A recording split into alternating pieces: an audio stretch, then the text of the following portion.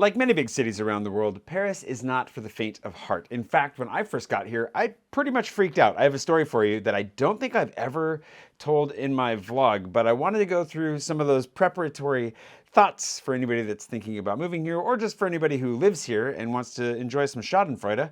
I'm sure we share some of these struggles. In fact, I'm going to try to make sure these are struggles most of us share, but some of them will be unique to foreigners moving here, especially those of us who need visas. If you don't know me, I'm Jay Swanson. I've lived here for a decade of my life at this point, and not all in one go. Actually, in total, I've probably lived in France for about 11 years, but in Paris, definitely a decade. And the story that I had was when I first got here is just the simple, overwhelming nature of the city. So for those of you that are not city folk by birth and the way that you were raised, this is something that you'll probably run into in many large cities around the world the first time you move to one, maybe even the first time you visit. I know a lot of people come to Paris and visit and are overwhelmed out of the gate, and I get it, because the story that I normally tell about my moving to France and discovering my love of Paris often skips the first time I ever actually properly came to Paris, which is when I landed here on my way to Nice. And originally I was gonna spend I think a weekend here. I had a hostel booked.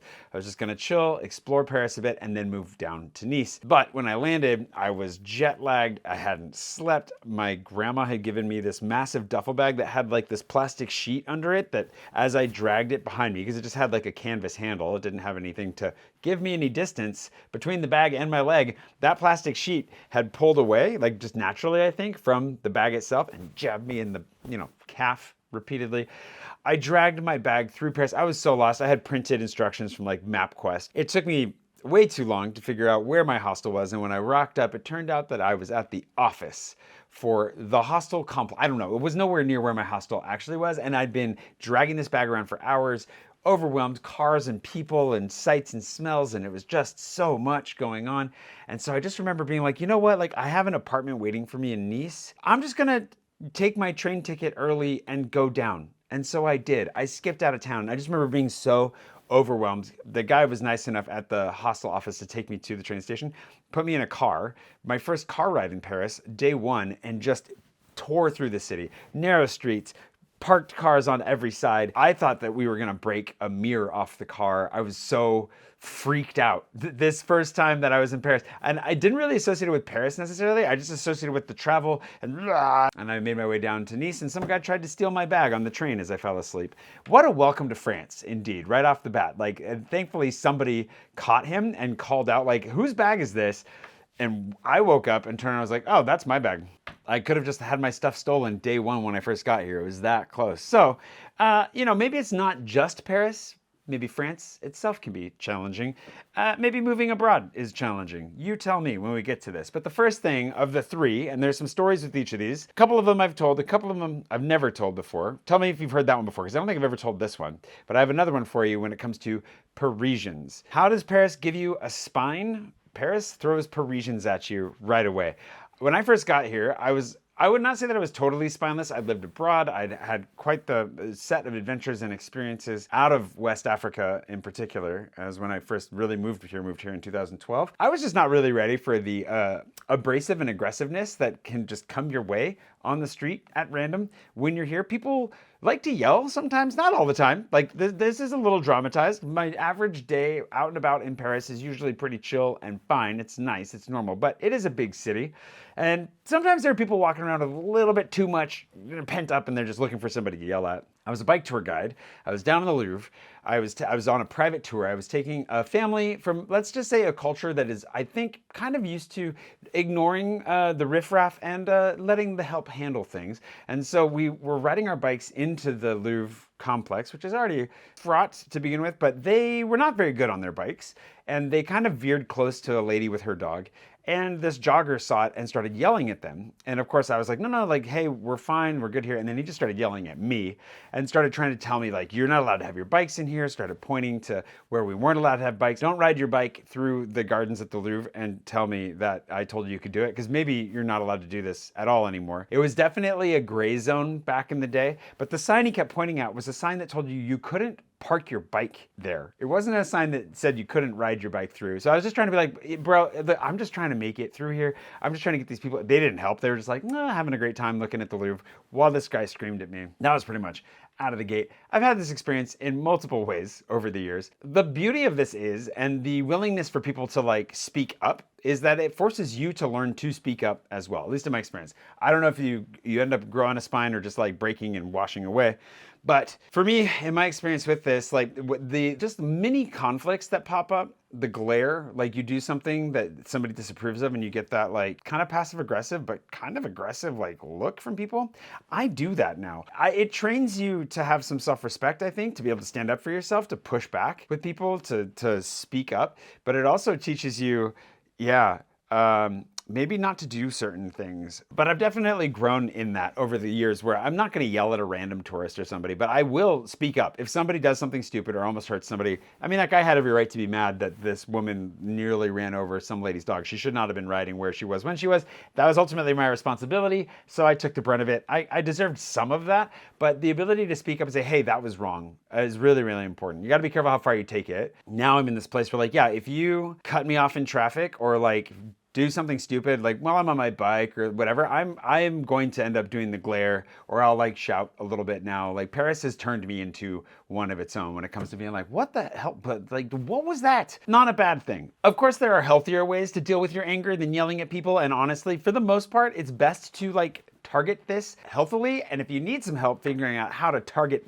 those emotions in a healthy way and maybe not yell at tourists on the street, then today's paid partner is right for you. BetterHelp has been supporting my channel for a long time. And if you've been following me for a while, part of this journey in growing a spine, developing a sense of self-worth and being able to stand on my own, some self-respect, has been therapy. Therapy has been a huge tool for me. I'm a huge proponent of it. I talk about it a lot because I would like it to be a normalized thing that we all just talk about. But BetterHelp has come along to support me in that journey and to spread the good word, I suppose, of the therapeutic arts. If you're looking to find some professional help, someone with whom you can talk, BetterHelp is great because not only does it connect you with somebody regardless of your time zone, where you are in the world, but they make it super easy to change between providers. And I have some friends that have confided in me that it was really hard for them to find somebody because switching between providers and setting up appointments and whatever else was really hard.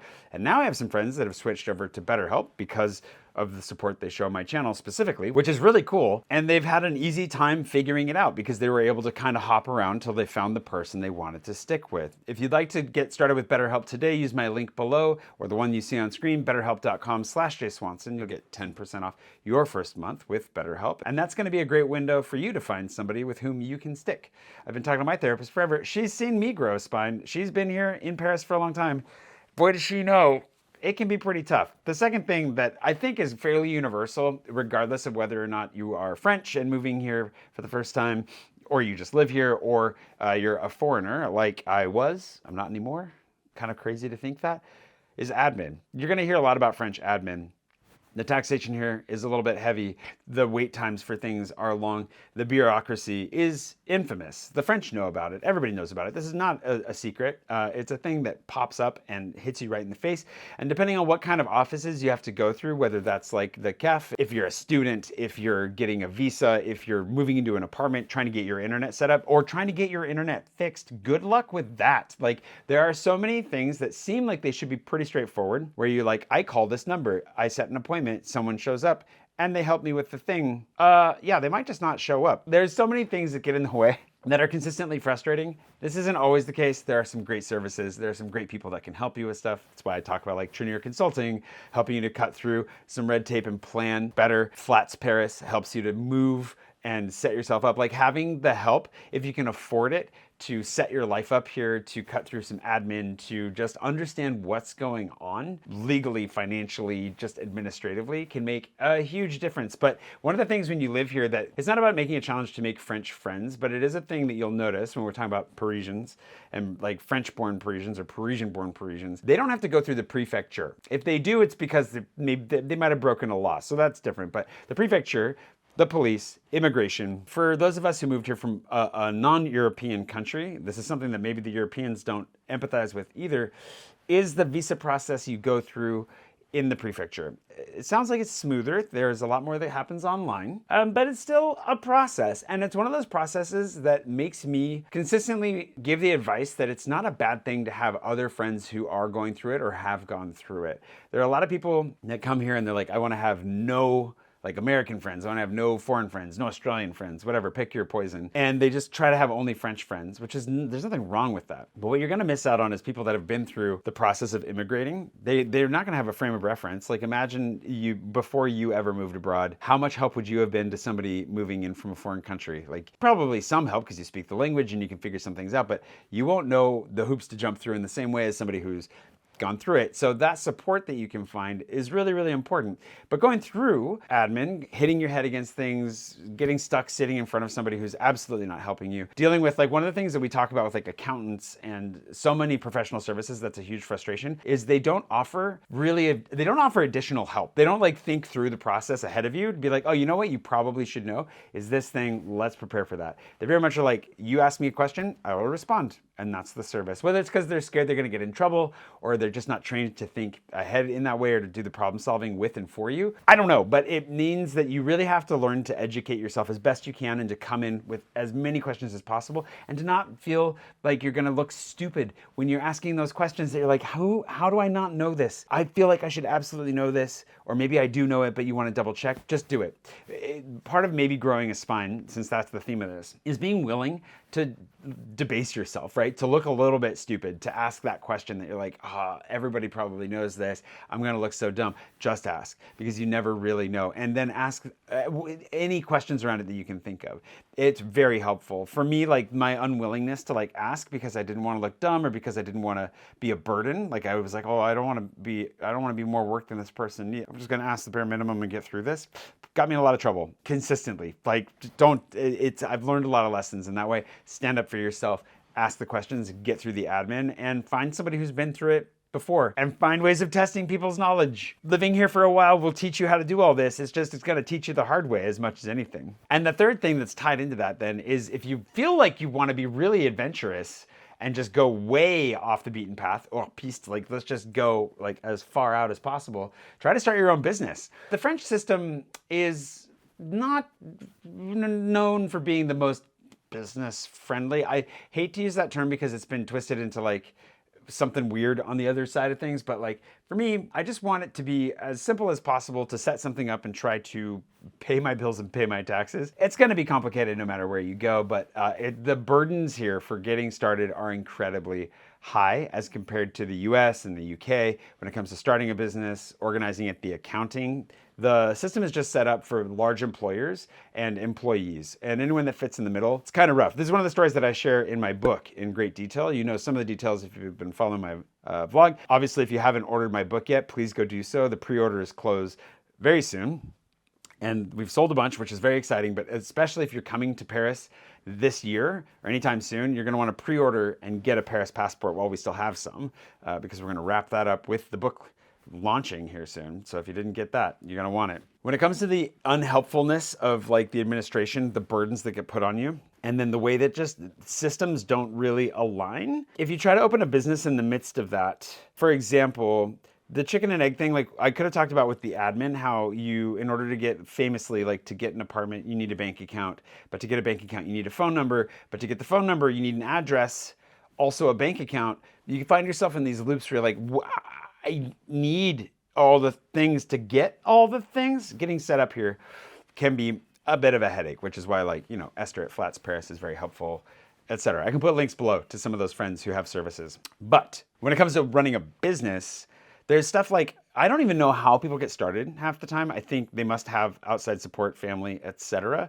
But banks don't really treat you with any respect for the first 3 years that your business is open. It's not that they don't want to. The bankers themselves are often very nice, but the system they have set up is come back when you're successful. But I need your help to be successful. A lot of things like that. And the governmental side of it, where the tax office and the social charges, URSSAF, don't necessarily talk to each other, don't necessarily overlap. And the way that they calculate what they're going to take from you is on these crazy delays that if you don't know that they're calculating what they're taking out of your account based on what you were making 2 years ago until those numbers get updated after this tax season, you might not have any idea that what they take out is going to double next month. They don't tell you that. And then when it bounces off your bank account, they don't tell you that happened either. And then 3 months later, you get a little notice in the mail saying, we're coming after you, and things get really aggressive really quickly. Good luck figuring that stuff out. So that has happened to me more than once. There's a longer story in my book about the time that they came after me for 32 grand